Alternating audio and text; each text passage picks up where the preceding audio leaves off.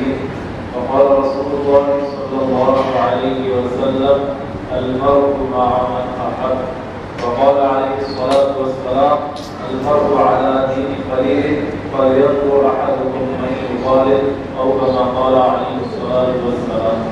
اللهم صل على سيدنا محمد وعلى آل سيدنا محمد وبارك وسلم.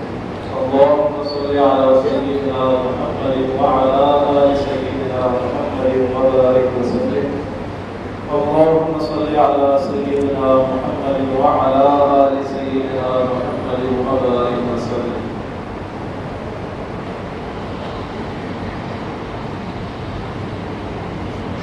اللہ سبحانہ و تعالی نے انسان کو جتنی نعمتیں عطا فرمائی ہیں، ان میں سب سے قیمتی چیز جو انسان کے جسم میں ایک عظیم الشان قدر و قیمت کی حامل ہے، وہ انسان کا دل ہے۔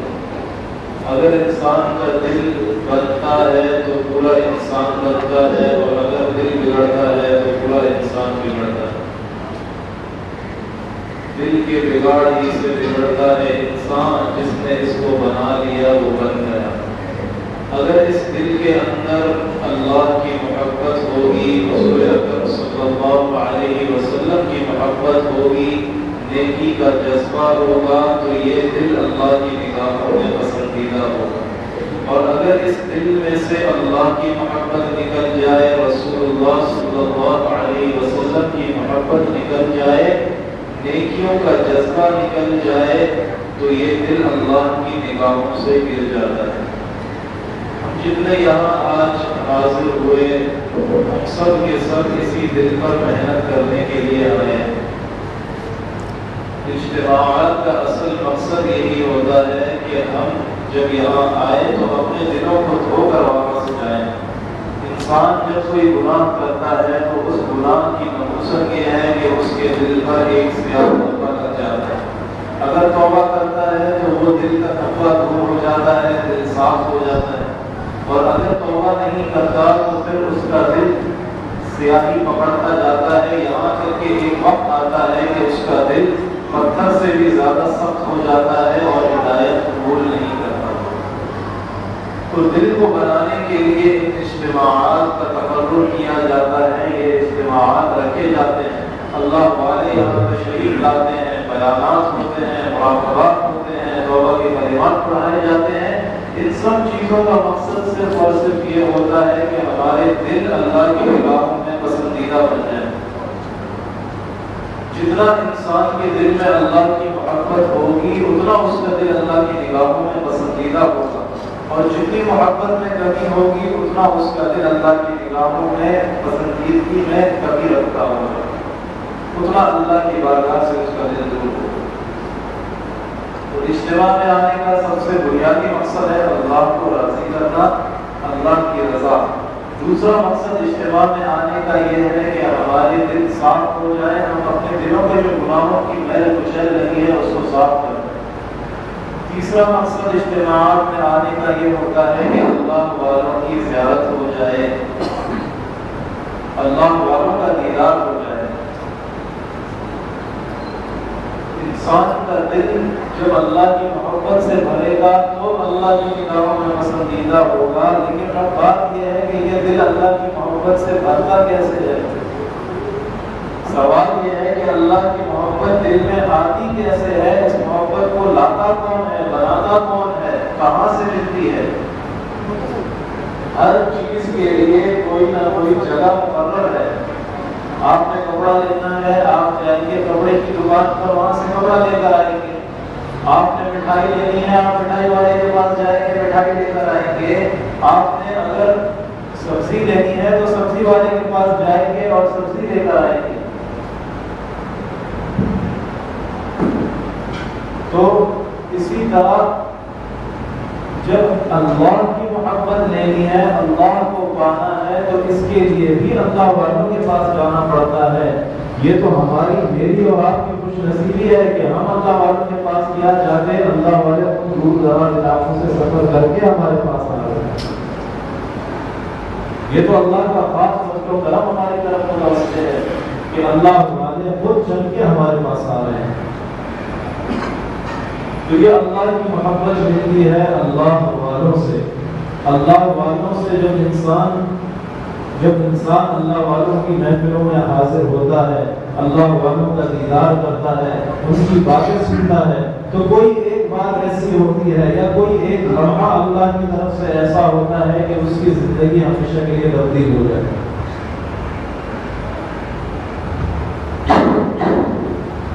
قرآن کریم کی ایک آیت کریمہ اللہ کے سامنے تلاوت کی، یا ایھا الذین آمنوا اتقوا اللہ وکونوا مع الصادقین. اللہ سبحانہ و تعالی ارشاد فرماتے ہیں، اے ایمان والو تقوی اختیار کرو اور سچوں کے ساتھ رہو، صادقین کے ساتھ رہو. تقوی کیا ہے کہ انسان گناہوں سے بچے، نیکیاں کرے، اللہ کی نافرمانی چھوڑ دے، فرما برداری اور اطاعت فرما جائے. اللہ تعالیٰ مجھ سے اور آپ سے حکمت فرما رہے ہیں کہ دیکھو گناہوں کو چھوڑ دو، گناہوں کی زندگی سے ہمیشہ کے لیے توبہ کر لو، میری اطاعت اور فرما برداری پر آ جاؤ. اور اگر تم یہ چاہتے ہو کہ میری اطاعت اور فرما برداری کرو، گناہوں سے بچ جاؤ، تو یہ اسی وقت ممکن ہے جب تمہارے دلوں کے اندر تقویٰ ہوگا. تمہارے دل میں اگر میری محبت ہوگی تو تم گناہ نہیں کرو گے. اگر میری محبت ہوگی تو تم رات کو اٹھ کے تہجد پڑھو گے. اگر میری محبت ہوگی تو تم میرے سامنے آنسو بہاؤ گے. اگر میری محبت ہوگی تو قرآن کریم کی تلاوت کرو گے. میری محبت ہوگی تو رمضان المبارک میں روزے رکھو گے. میری محبت ہوگی تو غریبوں اور مسکینوں پر شفقت اور مہربانی کرو گے. اسی طرح اگر اللہ کی محبت ہوگی تو یہ نیکیاں ہوں گی. اللہ کی محبت ہوگی تو گناہوں سے آدمی بچے گا.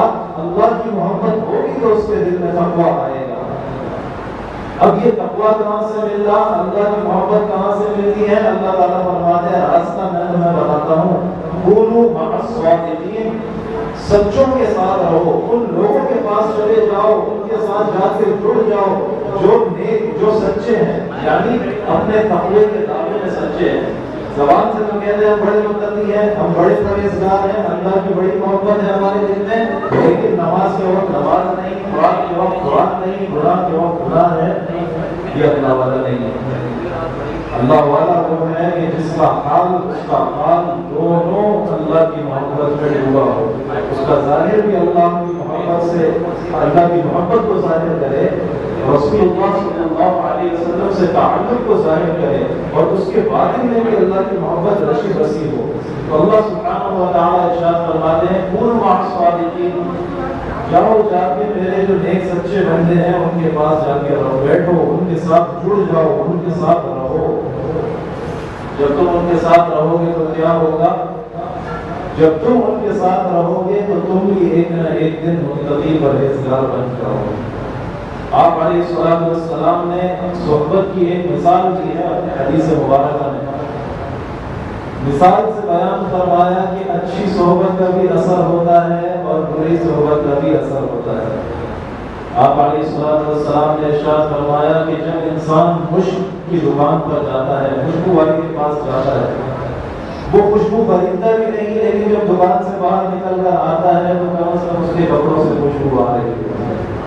اس نے تو خوشبو نہیں خریدی، کیوں خوشبو آئی کہ خوشبو کی دکان کے اندر داخل ہو گیا، باہر نکلا تو واقعی کپڑوں سے مہک آ رہی. کوئلے کی کان میں انسان جائے، اس نے تو کوئلہ توڑا نہیں، اس نے تو کان میں کام نہیں کیا، لیکن کہیں نہ کہیں کالر اس کے کپڑوں میں لگی جاتی ہے، اور اگر کالر بھی نہ لگے تو دھواں اور اس کی بدبو اس کے کپڑوں سے آنا شروع ہو جاتی ہے. تو یہی مثال ہے اچھے لوگوں کی صحبت کی اور برے لوگوں کی صحبت کی. اچھے لوگوں کی صحبت میں، اللہ والوں کی صحبت میں کچھ بھی نہ ملا، کچھ بھی نہ ملا، تو کم از کم اتنا ضرور ہوگا کہ انسان کو اپنی برائی کا، اپنی کمی کا، اپنی کمزوری کا، اپنے گناہگار ہونے کا احساس ہو جائے. آج میرا مسئلہ کیا ہے کہ کوئی آگے مجھے میرا گناہ بتائے، مجھے برا لگتا ہے. ہم نے ایسے لوگ دیکھے، نماز نہیں، قرآن نہیں، 24 گھنٹے گانے، فلمیں، شرابیں، سب کچھ چل رہا ہے. جب آپ ان سے جا کے دین کی بات کریں تو وہ کہتے ہیں مولانا گناہ، ہاں گناہ تو بہت بری چیز ہے، گناہ نہیں کرنا چاہیے، اللہ تعالیٰ ناراض ہوتے ہیں. الحمدللہ میں نے کوئی گناہ آج تک نہیں کیا. فلم دیکھ رہا ہے، گانے سن رہا ہے، شراب پی رہا ہے، لڑکیوں کے ساتھ گھوم رہا ہے، نمازیں غائب، الحمدللہ میں نے گناہ نہیں کیا، تو نعوذ باللہ پتہ نہیں گناہ کیا ہے اگر یہ ساری چیزیں گناہ نہیں ہے۔ تو اللہ والوں کے ساتھ جب انسان جڑتا ہے تو حقیقت یہ ہے کہ جب زیادہ عرصہ اللہ والوں کے پاس قلب کے ساتھ بیٹھے گا تو اللہ والا ایک نہ ایک دن بن جائے گا۔ ہمارے کراچی کے بزرگ حضرت مولانا شاہ حکیم محمد اختر صاحب رحمۃ اللہ علیہ فرمایا کرتے تھے کہ دیکھو ایک دیسی آم ہوتا ہے اور ایک لنگڑا آم ہوتا ہے۔ ایک دیسی آم ہے اور ایک لنگڑا آم ہے، آم کا موسم آیا ہے۔ فرماتے تھے کہ دیسی آم کو اگر لنگڑا آم بنانا ہو تو اس کو لنگڑے آم کے ساتھ جوڑ کر مٹھان باندھ دی جاتی ہے، اس کی برکت سے وہ دیسی آم بھی لنگڑا آم بن جاتا ہے۔ اگر یہ مٹھان نہ باندھی جائے، کو نتھی نہ کیا جائے تو یہ دیسی آم ہمیشہ دیسی ہی رہے گا، یا یہ لنگڑا ہمیشہ لنگڑا ہی رہے گا۔ تو اسی طرح سے جو اللہ والوں سے جڑتا نہیں وہ اللہ کی محبت میں ہمیشہ لنگڑا ہی رہے گا۔ اگر اللہ کے کسی تگڑے اللہ والے سے جڑ جائے گا تو یہ لنگڑا ایک نہ ایک دن تگڑا اللہ والا بن جائے گا۔ کیونکہ وقت صاحب رحمۃ اللہ علیہ فرماتے ہیں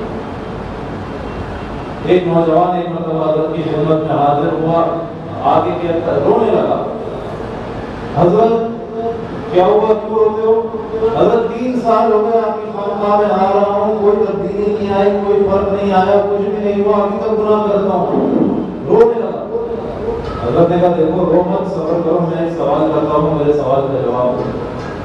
پوچھا حضرت نے اچھا یہ بتاؤ کہ 3 سال پہلے جب تم گناہ کرتے تھے تو گناہ پہ کبھی رونا آتا تھا؟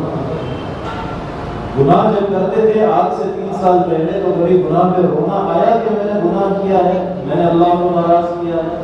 کہا حضرت نہیں۔ فرمایا تو کیا یہ کم تبدیلی ہے کہ کم از کم تمہارے دل میں احساس ہو رہا ہے کہ میں نے اتنے بڑے خالق و مالک کو ناراض کر دیا ہے؟ اللہ والوں کے ساتھ جڑنے سے انسان ایک نہ ایک دن اللہ والا ہو جاتا ہے، اور اس کی ابتدا یہیں سے ہوتی ہے کہ پہلا اثر یہ ہوتا ہے کہ انسان کو اپنی کمیاں کوتاہیاں نظر آنا شروع ہوتی ہیں۔ جب تک انسان کو پتہ ہی نہ ہو کہ میری زندگی میں گناہ ہے، وہ کس چیز سے توبہ کرے گا؟ اس کو پتہ ہی نہیں کہ میں اللہ کی نگاہوں سے گرا ہوا بندہ ہوں، وہ کس چیز کی فکر کرے گا؟ جب اللہ والوں کو دیکھتا ہے، ان کی باتیں سنتا ہے، ان کی مجالس میں حاضر ہوتا ہے، تب اس کو پتہ چلتا ہے کہ اوہ ہو میں تو اللہ کی محبت سے بہت دور ہوں، مجھے تو ابھی بہت محنت کرنی ہے، ابھی تو بہت راستہ سفر ہے، راستہ بڑا باقی ہے۔ میں تو سمجھتا تھا کہ میں بالغ منزل ہوں، میں تو بالغ منزل ہوں، یعنی منزل تک پہنچ چکا ہوں۔ لیکن اللہ والوں کے پاس پہنچ کر پتہ چلتا ہے کہ کونوا مع الصادقین، کتنے فوائد ہیں اس میں۔ جب سچوں کے ساتھ رہو گے تو ایک وقت آئے گا تم بھی سچے بن جاؤ گے، اور اگر سچے نہ بنے تو کم از کم تمہیں اپنی کمزوری کوتاہی کا احساس ہو جائے گا۔ جو بندہ دل میں احساس رکھتا ہو وہ گناہ کرتا نہیں، اگر گناہ ہو جائے تو گناہ پر ٹکتا نہیں اور جمتا نہیں، فوراً توبہ کرتا ہے کہ اللہ مجھ سے غلطی ہو گئی، مجھے معاف کر۔ اور پھر اللہ والوں کے ساتھ رہنے کا فائدہ کیا ہے؟ ایک اور آپ علیہ الصلوۃ والسلام کا مبارک ارشاد ہے، المرء مع من احب، جو جس سے محبت کرتا ہے دنیا میں اور آخرت میں اسی کے ساتھ ہوگا،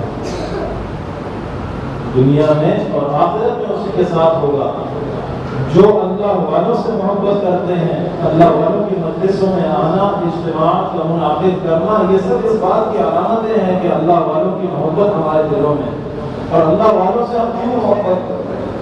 ہمیں ان کے مال سے محبت نہیں، ہمیں ان کی ظاہری نسب سے محبت نہیں، ظاہری شکل و صورت سے محبت نہیں، یہ چیزیں تو بعد میں پیدا ہو جاتی ہیں، لیکن بنیادی ہمیں ان سے محبت اس لیے ہے کیونکہ یہ اللہ کے خاص بندے ہیں، اللہ والے ہیں، ان کے دلوں میں اللہ کی محبت ہے، اللہ کا تعلق ہے، اسی لیے ہم ان سے محبت کرتے ہیں۔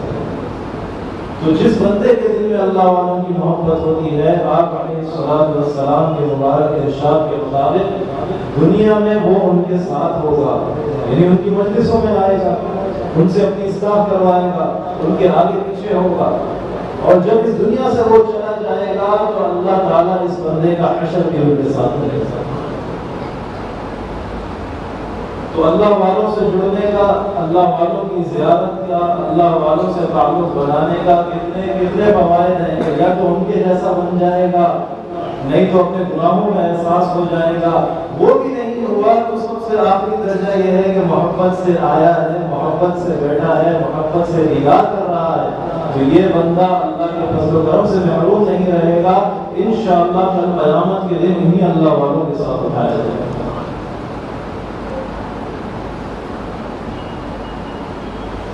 وقت تو بس ختم ہو رہا ہے، مختصر سی چند باتیں عرض کرتا ہوں۔ میرے عزیزو، حقیقت عرض کروں تو حقیقت حال یہ ہے کہ جب تک انسان کسی اللہ والے سے جڑتا نہیں اس کو پتہ ہی نہیں چلتا کہ اللہ کی محبت کا کیا مزہ ہے، اس کو پتہ ہی نہیں چلتا کہ اللہ کی محبت کی کیا حلاوت ہے، کیا لذت ہے، اللہ کے ذکر میں کتنی مٹھاس ہے۔ جب اللہ والوں سے جڑتا ہے تب اس کو پتہ چلتا ہے کہ اللہ کی محبت کی مٹھاس کیا ہے، اللہ سے تعلق میں کتنا مزہ ہے۔ حاجی عبداللہ مہاجر مکی رحمۃ اللہ علیہ کی خدمت میں ایک بوڑھا آیا، اپنے نوجوان بیٹے کو لے کر آیا، حضرت کی خدمت میں پیش کیا، حضرت یہ میرا نوجوان بیٹا ہے، دنیا جہاں کی خرافات اس کے اندر بھری ہیں، خدا کے واسطے اس کو کچھ سمجھائیں، کچھ دن آپ اپنے ساتھ رکھیں، ہو سکتا ہے تو تھوڑا بہت سدھر جائے۔ اور وہ لڑکا کیا تھا، نہ نماز، نہ قرآن، نہ روزہ، نہ داڑھی، کچھ بھی ہے۔ حضرت نے فرمایا کہ ٹھیک ہے بھائی، اس کو میرے پاس ایک 40 دن یا 10 دن کے لیے چھوڑ جاؤ، 10 دن بعد 40 دن بعد آ کے لے جانا۔ چھوڑ کر چلا گیا، 40 دن بعد آیا، دیکھا تو بچے کے چہرے پہ داڑھی نظر آ رہی ہے، چہرہ چمک رہا ہے، کپڑے کے آثار نظر آ رہے ہیں، عبادتوں کا نور اس کے چہرے سے جھلک رہا ہے۔ اپنے ساتھ لے گیا بیٹے کو، اب یہ تھا کاشتکار، کھیتی باڑی کرنے والا، بیٹے کو کہا کہ دیکھو بیٹا کھیتی باڑی کرنی ہے، اب کھیتی باڑی شروع کر دو، لیکن نماز بس صحیح ہے، نماز نہیں پڑھو، میری بات مانو، نماز نہیں پڑھنا، لیکن نہ فجر کی ضرورت ہے، نہ اشراق کی، نہ چاش کی، کھیتی باڑی لیکن صحیح ہونی چاہیے۔ نوجوان نے کھیتی باڑی شروع کی، فجر کا وقت آیا، فجر پڑھ رہا ہے، اشراق کے وقت اشراق پڑھ رہا ہے، چاش کے وقت چاش پڑھ رہا ہے، ظہر کے وقت ظہر پڑھ رہا ہے، پھر ظہر کے بعد کی سنتیں پڑھ رہا ہے، پھر قرآن کریم لے کر بیٹھ گیا، پھر اللہ کی طرف لگانا شروع کر دی۔ باپ نے جب اس کو دیکھا تو وہ ہاتھ سے پکڑ کے واپس حدیث صاحب کے پاس لے کر آیا، اس نے کہا حضرت میں نے کہا تھا میرے بیٹے کو سدھارے، آپ نے تو بگاڑ دیا، یہ تو میرے کام نہیں دیا، میں تو چاہتا تھا میرا کام کرے، یہ تو میں نے جو کام کرتا تھا وہ بھی نہیں کر رہا۔ حضرت نے فرمایا بھائی اگر تمہیں لگتا ہے کہ میں نے اس کو اللہ سے جوڑا یہ بگڑ گیا تو میرے پاس لائے کیوں ہے، مجھے تو بگاڑنا ہی آتا ہے اور میں خود کسی کا بگاڑا ہوا ہوں، مجھے بھی کسی نے بگاڑا ہے۔ تو یہ جتنے ہمارے حضرات مشائخ تشریف لا رہے ہیں، ایک جملہ تھا بگاڑا ہے، اصل